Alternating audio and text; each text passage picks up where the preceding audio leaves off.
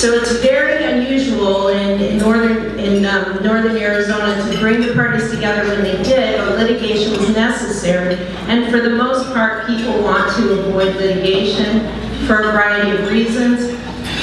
But the main thing with settlements is it allows for the development of creative solutions, in my view, to benefit people.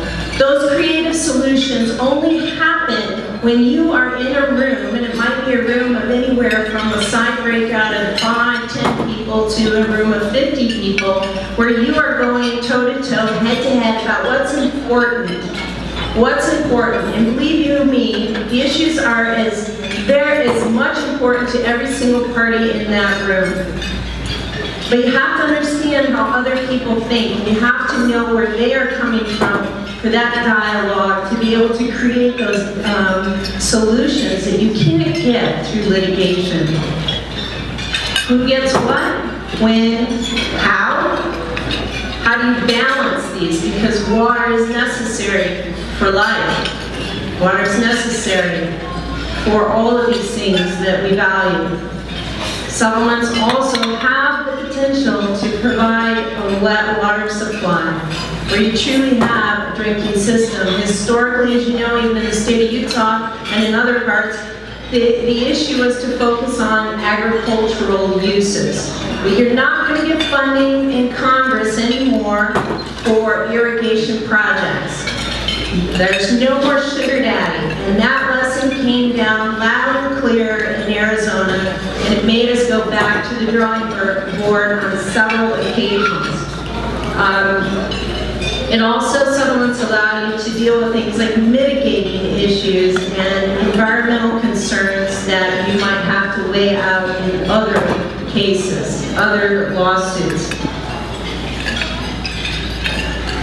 In northern Arizona, I don't know if many of you realize it, but many people haul water, not just on the reservation.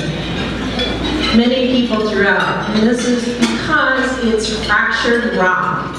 In the areas where you can acquire water, water quality through pumping, the water quality is not great. So there's a very limited place where you can get water, and a single well to drill and equip it can cost $2.5 million. That's for a municipal well. Rural communities can't afford that necessarily to do that. The places to go for water supply are north to Lake Powell.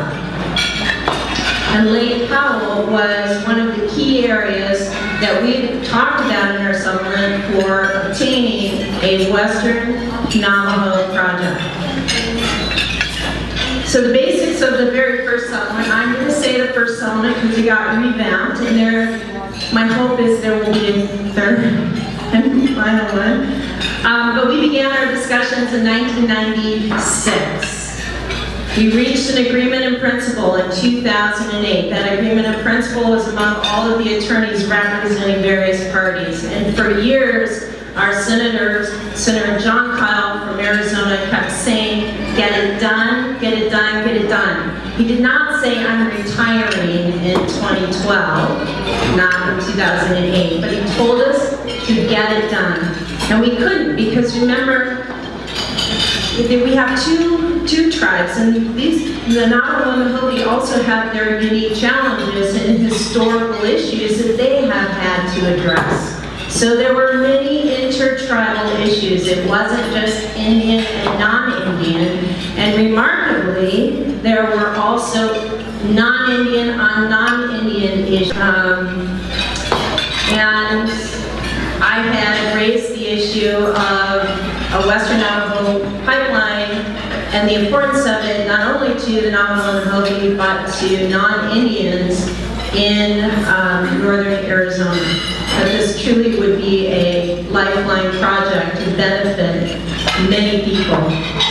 And as I was leaving the room, nobody else brought up the issue, by the way. And as I was leaving the room, and I don't even know if he knows this, but your Senator Kyle was so gracious. Everybody was saying goodbye to him.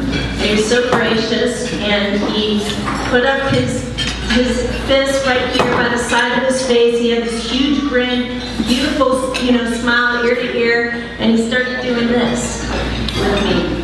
And he said, keep it up, Lee, keep it up. Well, I went to my office and I said, it's narcotics, what does it mean? And they said, he's sparring me. So, okay, sparring, what does that mean? I don't know the rules of boxing. I didn't really know how to take that comment and apply it to the negotiation strategy or whatever. So I took up boxing. Yeah. And it was not easy, I'm telling you. I have words for it, but I won't share them right now.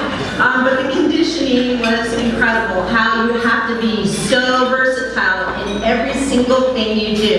And that has applications for when you're selling water. You also need to keep focused. Because if you don't have your head in the game, if you don't have your head in the match, you're going to get hit and you are going down. You have to stay vigilant when you are boxing. You have to keep your head in it. You got to be able to take the blows. Believe you me, they come. They come, they come, they come. They will always come and they will not stop coming. Please take that away from this speech today, that the blows will continue to come and you must be vigilant. But what happens when you get knocked down? Or you get beat up against the ribs? What is it that you have to do? When you're boxing, you gotta get up again. You gotta get up, and you have to adjust, and you have to think, how am I going to address that during the next round? So boxing, this is at least how we have settled in Arizona. And it's finally important. So, rules of engagement.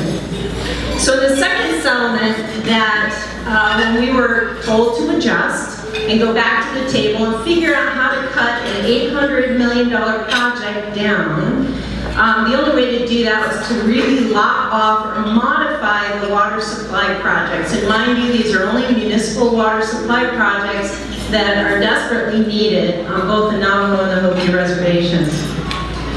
So what we did was took a phased approach. We will settle the claims to the Little Colorado and settle that now. And we will have elements of that settlement ready for a future settlement that involved the claims of the Colorado River itself.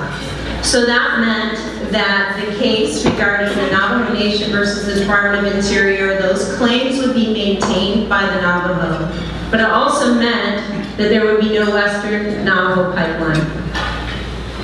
Instead, the two smaller Navajo projects remained on the reservation, the Luke-Dilcon project and the Ganado project, and then another one was created called the Hopi Groundwater Project. That groundwater project is actually the lateral spur that was originally designed for the Western Navajo pipeline, which, by the way, the Bureau of Reclamation found to be feasible.